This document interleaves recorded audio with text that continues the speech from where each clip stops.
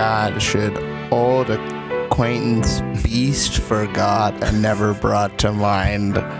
Yeah, we're back. It's the Beastiesality podcast, back with episode 4 of Beast Wars, Equal Measures. Right. I'm not sure how that plays into what happened in the episode at all, but maybe we'll figure it out by the end of the episode. Yeah, and I didn't really think of that. But a lot of interesting stuff happened this episode, for sure. Indeed. Yeah, I guess we should just jump straight into it. What do you think? Yeah, I mean, we start out, we got the Maximals. They're working on some new technology to, I guess, just blow up the Predacon base by shooting at Energon that's near the Predacon base. Is that your understanding? Yeah, I didn't even get that far into it, really. But I think you've got the right idea in that they are trying to destroy the Predacon's base with bombs. Yeah. It seems like Cheetor and Rhinoc were kind of spearheading building the new technology, I guess.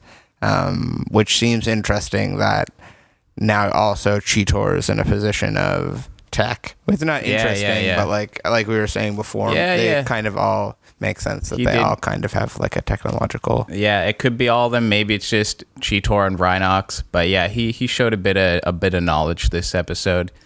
And I guess the way I didn't really understand how the bomb worked completely. It was like there's these rods that he places around the base, but then there's also a bomb, and maybe the bomb blows up and all these rods blow up or something. And there's also a synchro laser. Oh, yeah. That was like one of the first things that I can't really remember what it was about, but somebody said synchro laser. Yeah, and I was like, that's the thing I care about. Because, Dinobot was like, where's the synchro laser? And Cheetor had it the whole time. I thought it was funny how Optimus was like in the field at the very start of the episode, like witnessing like a storm brewing, and then it cuts to like this scene where they're developing the technology we just spoke about, and Cheetor drops the technology down like this random hole, and then Optimus just like appears in the hole, like catching the, I don't know, I just thought it was funny how he just like appeared there with it. Yeah, it was very lucky, and there was a little bit of inconsistency there, I felt like, too, where they're all kind of worried that this thing would fall down the hole, and I guess it's because it would have blown up, right? Like, it's like very unstable, but then Optimus is kind of like tossing it up and down, being very casual with it. And then Cheetor kind of shakes it up a bit later and they all get scared. But then Dinobot, I think, goes and like shoves it in Optimus's chest. Like they're both being careful and not careful. No, I feel like Optimus breaks like his character trait like multiple times this episode. Like his like super serious sort of like archetype. Like I feel like he breaks out of that like a couple times this episode. I agree. So yeah, it gets broken, I guess in that all that commotion, the one of the parts of the bomb gets broken. I think it's the part Cheetor was working on. Yeah, I think so. And Optimus calls off the plant. One, because it's broken, and two, because of the storm. Yeah. Dinobot don't like that shit. Yeah, he doesn't agree. And he just wants to get rid of the Predacons. He's back to his old ways. I thought we were seeing like growth in episode 3, but no, it looks like he's like right back to like, no, like they wouldn't let us live, so we should just like kill them right away. Optimus was like, no, that was never the plan. Like we were gonna like just destroy their base. We don't give a fuck about killing them. But yeah, he was in a bit of a mood this episode. Yeah, he definitely. Maybe it was the weather. You know, like when it's not that good outside, it kind of rubs off on your emotions. Like, a little bit of weather depression. So Cheetor, he's like, well, I can do it because I can outrun the weather and, get these rods stuck in the ground or whatever it was. Yeah. Which obviously Optimus tells him no. That's fair. Dinobot's whispering. Yeah, he sneaks into his room. Starts spilling Matt. I don't think that's what spilling tea means. Either way. I like it. I feel it. He was spilling tea on our show. That's what spilling tea means. It means just like taking advantage of somebody. Yeah, he was spilling tea in Cheetor's ear. Yeah, exactly. And that's the tea report. But yeah, he pretty much convinces Cheetor, like, you can do it. Like, go. Why don't you go complete the mission? Everybody will love you for it. Yeah, and he says Optimus doesn't. He looks at you like you're a child, which I think that's pretty accurate. We talked about that last episode. He is. Him and Rat Trap are straight up the children of the team. Yeah. So, I mean, he was manipulative, but he wasn't lying, which to me, I mean, he's smart. He's very cunning. So yeah, the best kind of manipulation is the kind you don't have to lie to do. I also just liked that. I mean, I guess of course they have rooms. I don't know. I don't know if they sleep or not, but I just like the scene of Cheetor like on his bed, kind of sulking. And he's got a little cheetah poster on the wall. Yeah, he just like let him come in at the start, but it would have been funny if like Dinobot had to like knock at the door. Yeah, I was thinking that would have been awesome. But yeah, he goes, and like, I don't know, it's pretty sketchy from the jump. Like, it seems like Cheetor doesn't really have a chance. Yeah, he almost gets shocked right away. Yeah, but he gets 2 of the poles in the ground. Yeah. Before he tries to jump over a chasm. And that was huge, man. Like, I was like, there's no way he's even thinking about jumping that. And, like, he almost didn't make it over. It was a chasm of Energon. And he almost didn't make it over. He just grabbed onto the edge. But he makes it over, but drops the last pole. Yeah. And it lands in, like, ground that's like about to explode from Energon. Yep.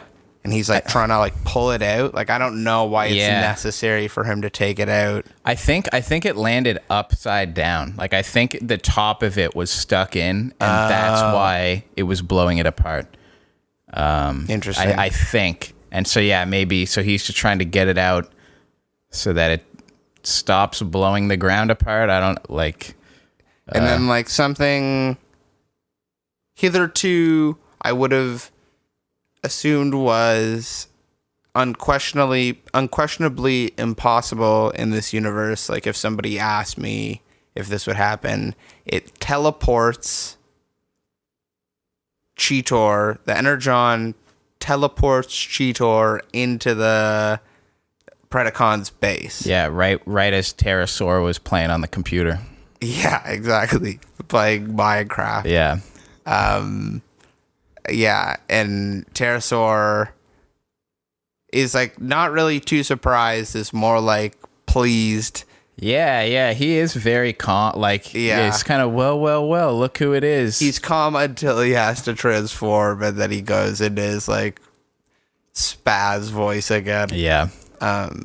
We got a nice little showdown between Cheetor and Pterosaur. Quick little fight before Pterosaur also gets teleported because I guess the desk in the...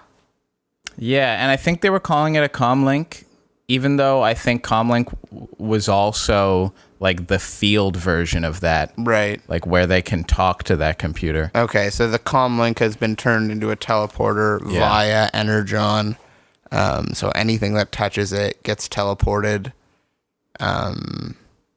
And he gets teleported right into the Maximal base. Right. And Dinobot was playing Minecraft on that side.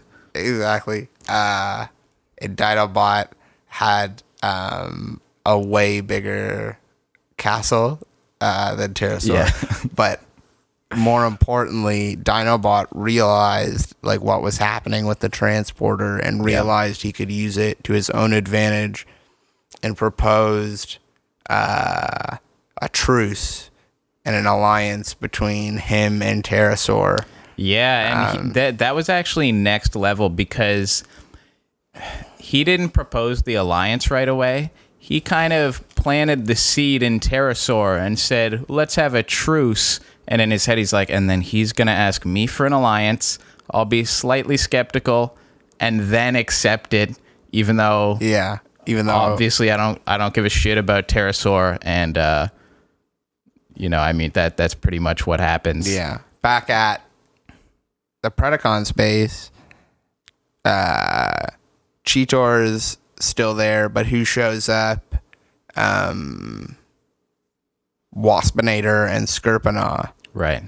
And Skirpinaw, I can't remember the exact quote. I don't think I have it down here. But he said something.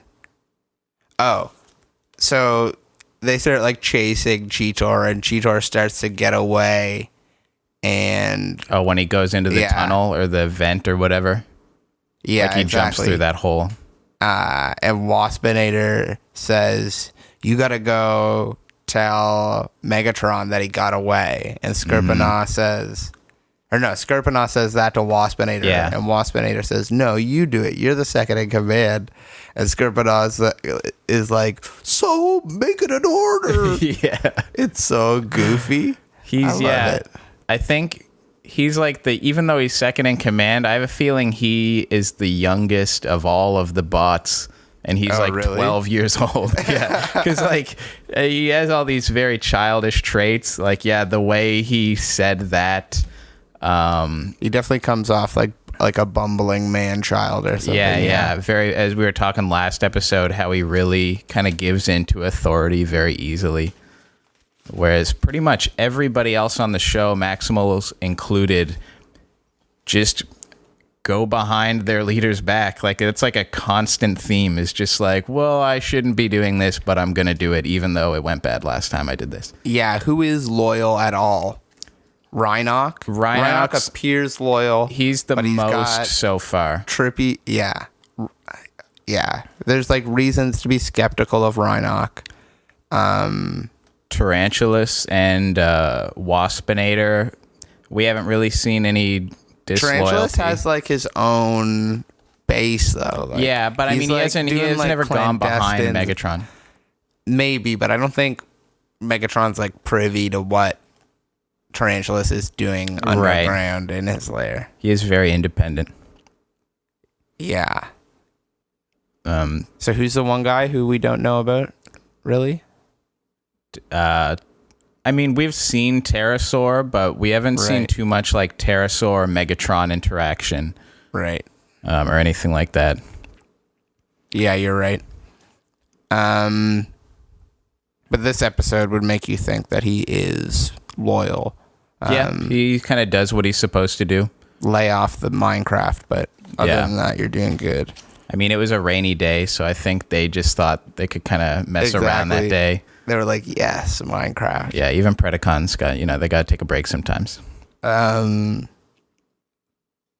what do we got? We got the more interaction between Dinobot and Pterosaur back at the base. Yeah. I mean, there's not much to it. Well, first of all, I liked when they decided to have the alliance and they do a fist bump and it's electric. It was a really cool fist bump. Yeah, it was a cool fist bump.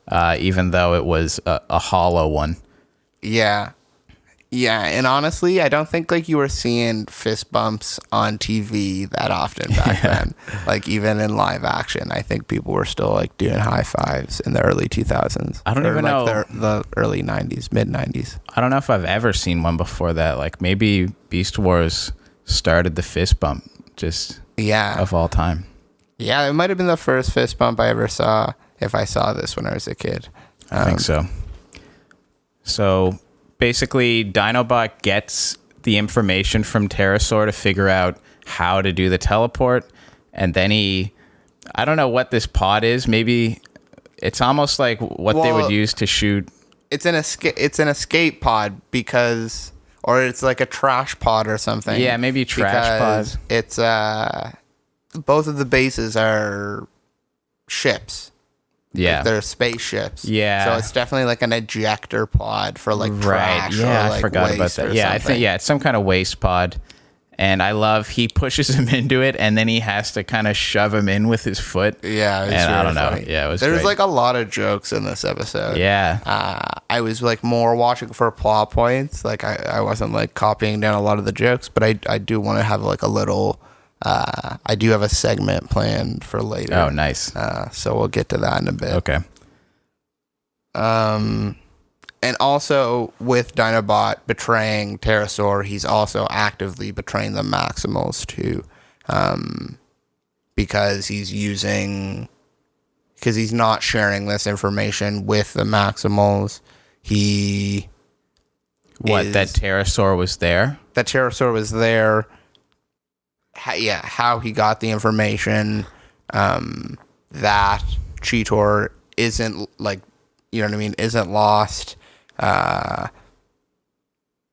yeah. So okay, yeah, because I think so. He does tell Optimus about the teleporting, but I guess he kind of lets on that the way he knows about it is because Cheetor got teleported out. Yeah. Yeah. Okay. So yeah, he was. There was some sneakiness. I mean, he told. Like, I was wondering if he was even going to tell him about the teleport. I mean, he does that, but then, yeah, he manipulates Cheetor behind his back, and, yeah, doesn't let on that there was a Predacon in the base. Yeah, so. And also plainly declares to Pterosaur earlier, too, I'm not a team player, which, like, is, like, you couldn't more clearly foreshadow that it's not going to work out with him and any team. It's true. I mean, I think the Maximals, I mean, they know that too, but maybe not to the degree of what could be to come. I feel like Optimus is like, if anybody can save him, I can save him. You know what I mean? Like, I feel like Optimus is like Captain Save a Beastie. Like, he thinks that he can kind of turn Dinobot into a... Like, he's like Dinobot's a bad boy, and Optimus is like, I can take him in and, you know what I mean, make him a good man. It's possible. But anyways, Dinobot, with this information and his like particular spin on it, convinces Optimus to send the bomb to the Predacon's base, with the Predacons and Cheetor still in the base. Yep. But also Cheetor, back at the Predacon's base, discovers a vital piece of information. Oh, yeah. That the vein of Energon that runs under the Predacon's base also runs under the Maximal's base. So if either one explodes, then both will be destroyed. Right. And I wonder, is that why they can teleport to the bases? Is it that you can teleport along veins of Energon? Because I like that even theory. though later in the episode it's like, oh, our comlinks can teleport to each other, I kind of forgot that also Cheetor teleported from the field to one of the comlinks. Right. And that would have been along the vein too, I think, because that's where he was putting on the rods. Energon, yeah. Yeah, so maybe that's what that kind of does. And I think that's pretty much like the last big thing that happens. Cheetor gets the information over to the desk at the exact same time as Optimus and Dinobot teleport the bomb. Cheetor, it doesn't matter that Cheetor gave them the information at all. Yeah, because he just disarms the bomb anyways, and then teleports himself back, which I don't know. Yeah, teleports himself back on the desk, and he was confident that way. Like, he wasn't like, maybe this won't work. Like, he was just like, see ya. And he had to convince Megatron to let him disarm the bomb, which also showed some of his technical knowledge and skill. Yeah, high charisma. He's got his little finger. It's like a little thing that comes out of his finger that he can work on electronics with. Right. And Pterosaur too, I mean, he just grabs the bomb and goes into the air, and he even takes a bit of a hit. So I feel like he deserves props for that, but he probably won't get it from Megatron. Yeah, no, he's not going to get props from anybody. No. He probably won't even get medical attention. No. But yeah, Cheetor makes it back safe and sound. Everybody's like, what happened?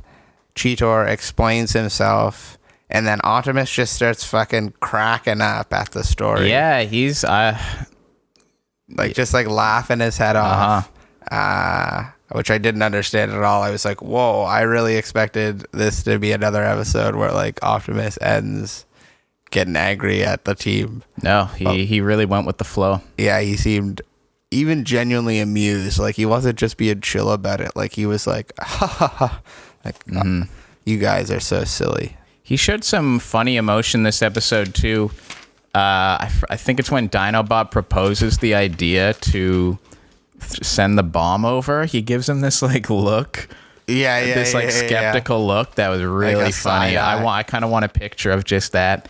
And then even when he's like, Dinobot says, all right, what, like, are we sending this bomb over? And Optimus kind of just like rolls his eyes and he's like, all right, send it. Like, he kind of just gives in.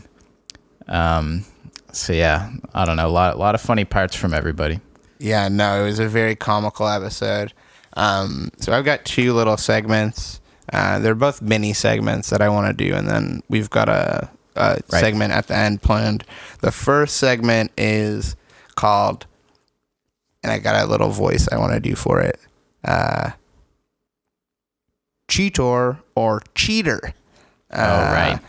Because I counted, and 4 times do people say cheater instead of Cheetor.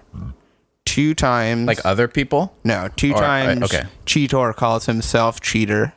But at the beginning, the first time Optimus addresses him, Optimus says cheater. I noticed that. But the second time and every subsequent time Optimus says it, he says Cheetor. And the second one is like right after he, like in the same breath sentence. Almost. Yeah, exactly. And the very last time Cheetor is addressed in the episode at all is by Rhinoc, who calls him cheater. Like at the very end of the episode. Oh, does he? Yeah. Damn. So like it is catching on. And yeah. But I think with Optimus, the explanation is that it's rubbing off on him and he catches it, and in his head he's like, damn, I called him cheater. I'm just going to call him Cheetor again. Like, he's trying to resist it, basically. Right. That's why it was so soon after. Yeah. And who knows? Maybe Rhinoc also did that, but it was at the end of the episode. Yeah, so we really didn't have a chance to catch on. So we're still not sure. The verdict is, and we'll catch up with this. I'm not sure if this will be at every episode segment, but we'll keep up with this cheater or Cheetor saga. And because right now the results are inconclusive. Yeah, the meter is kind of it's still in Cheetor territory, but it kind of pulled the other way on this one. And this one's another fan favorite from last week. This segment, another Cheetor segment. It's Cheetor's quotes. This one's not as much like burns or like nicknames for people. This one is just funny stuff he said.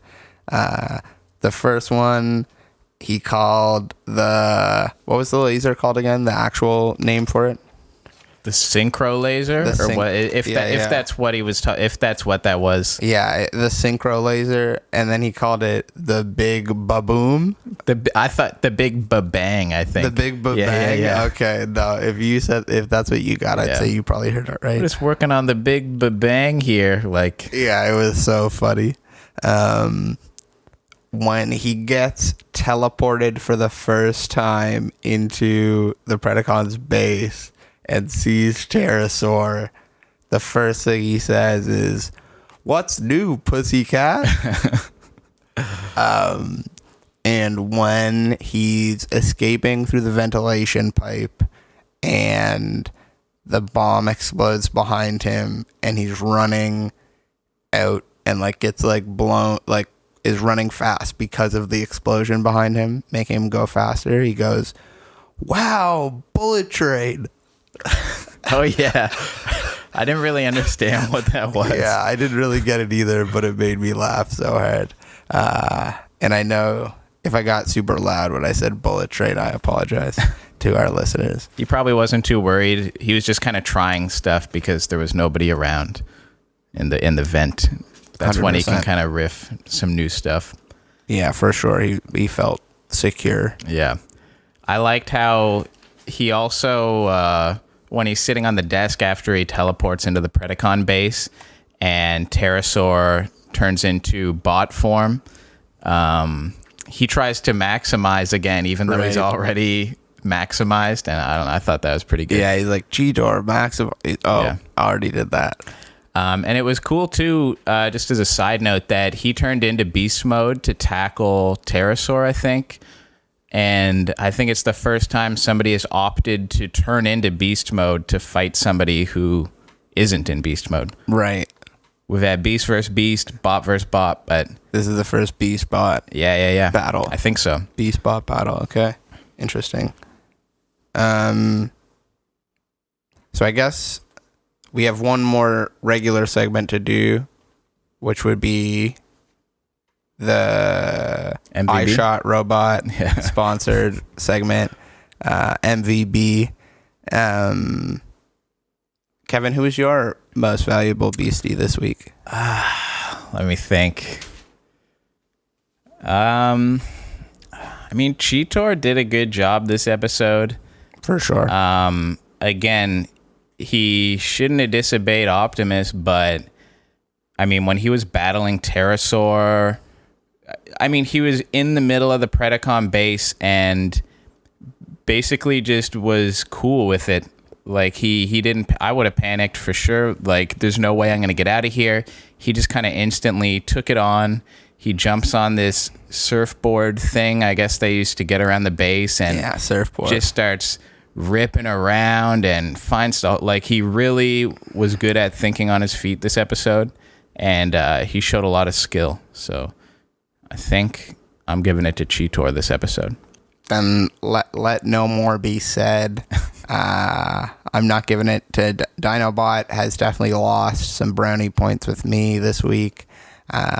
So for amazing honor, valor, bravery, and skill, we'll give it to Cheetor this week, who many consider the baby of the Maximals, but not today. He showed himself to be a shining star.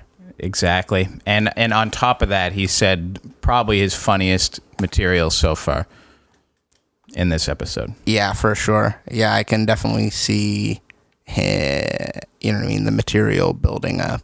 Yeah. He's kind of finding his voice, finding his groove. Yeah. I can see the set building, and it shouldn't be long before we get that special that we've been waiting for. Yeah. So I don't, as everybody knows, this is going to be our last episode of 2018. Yeah. It's crazy to think that we're already here. I can't believe it, honestly. You know what I mean? 2018 has been a crazy year for us, from, you know what I mean, starting the podcast to how, you know what I mean, to where we are now. Yeah. It feels like we've come so far. It almost feels like a completely different show than what we started out. No, I know. We've learned so much. So much has happened on the show. I never thought that we'd be here, you know what I mean, with sponsors for the MVB, like iShot Robot, and like other opportunities like this. I honestly never thought we'd be here. So I thought it'd be really nice, Kev, if we could take a look back at our top 5 moments on the show that we appreciated. Not our show, but the show that we're watching, the show that our show is about, right. Beast Wars. the top 5 moments, we could look back and kind of discuss like what they meant to us. What, like the whole 2018? Yeah, everything that happened in 2018 Wow, episode. okay. You know what I mean? 1, 2, literally all of the episodes we've done far. And yeah. Wow. Okay. Yeah, I'm down for that. So we've got our top 5 here. So we'll go down from 5.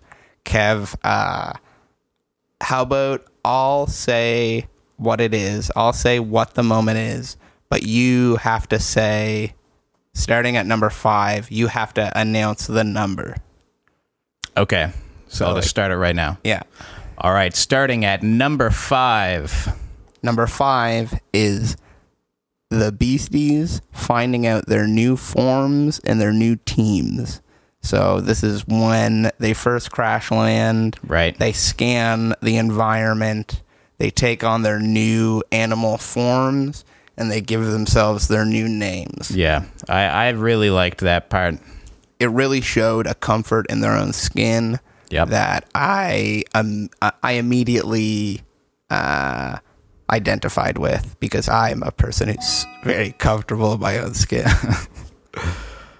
I mean, it was cool. It was cool hearing the names. It was fun just seeing what animals were going to be on it. I mean, I remembered Cheetor and Optimus, but the others kind of escaped me before we saw that. Yeah, it was very much the perfect introduction. Yeah. What more could you ask for? There was no Cheetor yet. It was 100% Cheetor at that point. Yeah, crystal clear at that point. Yeah. There was no confusion. And I really, you know what I mean? A little bit of mystery is nice in a show, but it's also nice to know what you're getting, at least when you start at the very beginning.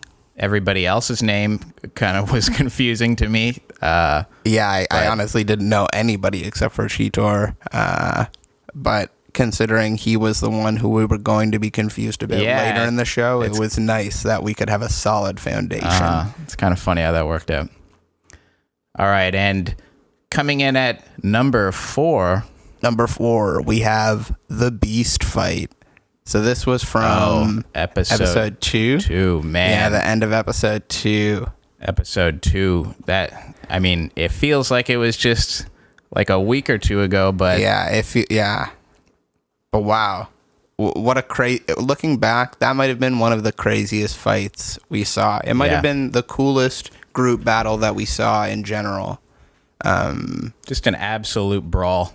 Yeah, we saw Megatron blow up the Energon mountain and pretty much send everybody flying. We saw Optimus spin Megatron around by his tail. We saw Megatron about to bite Optimus Prime's head off, if only for Optimus Prime holding his jaw open with his bare hands. That was awesome. Yeah, very cool scene. I don't think I'll ever forget it. No, I sure won't. All right, and coming in at number 3. Number 3, this was my personal favorite. The top 3, I think we kind of would have had a couple disagreements on, or kind of needed a little bit more discussion. We kind of agreed on 5 and 4, but number 3 was my personal favorite moment. Also from episode 1. Wow, so far ago. This was so long ago. I'm getting emotional. It's hard to speak when I think of this moment in the show, because it meant nostalgic. So much. It meant so much to me personally, and that's the push shot by Skirpanaw. Classic. Against Dinobot, which sent Dinobot absolutely flying. I don't know. It seemed like, I think I liked it because it seemed like almost like a more pacifist's attack, because not only do you win, you know what I mean? Like, you're not losing the fight, but you're also ending the fight without having to fight that much. Yeah. And I mean, he just knows he's not going to see him for a little bit. Like, exactly. Dinobot has not messed with Scorponok, aka Scorponok, since. Yeah. And you know what I mean? He's had plenty of chances to all of 2018. It's true. Also, I don't even know what, like, if that specific ending to that battle didn't happen, would we even have all these Dinobot maximal interactions? Like, if he just got beat by Megatron, you think he would have sulked over to the maximal base? He might have just submitted. Yeah. Yeah, you know what I mean? Maybe he would have just stayed with them, but maybe because he got sent over there, he's like, well, while I'm here, might as well. I see the Maximals coming over the bridge here. Let's just take this opportunity. Yeah, for sure. He's always got a little scheme. Yeah. What's next? All right, coming in at number 2. Number 2, I believe this was Kevin's second favorite. We have Optimus versus Dinobot. Oh my God. This was like the epitome of a duel. Two archetypes.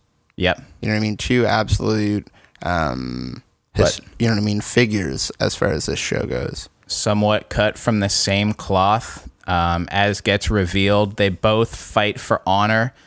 Even though we've seen Dinobot do some dishonorable things, as far as 1v1 combat goes, I mean, he's got it together. Yeah, both warriors. They respect the battle itself.